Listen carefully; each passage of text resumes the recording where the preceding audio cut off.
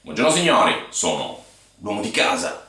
Oggi parliamo di cornici. Cornici come questa che vedete qui al mio fianco e che avete visto anche nelle miniature. La cornice può diventare veramente un problema perché a volte ci cadono le foto, si spaccano le cornici, sono molto costose, veramente un disastro. Oggi impareremo a farle con un costo bassissimo, io ho pagato circa 1,50 euro, così che potremo fare non solo una riparazione nel caso ci si spacchi una cornice, ma potremo anche creare le nostre cornici per misure non standard, come per esempio quelle dei puzzle.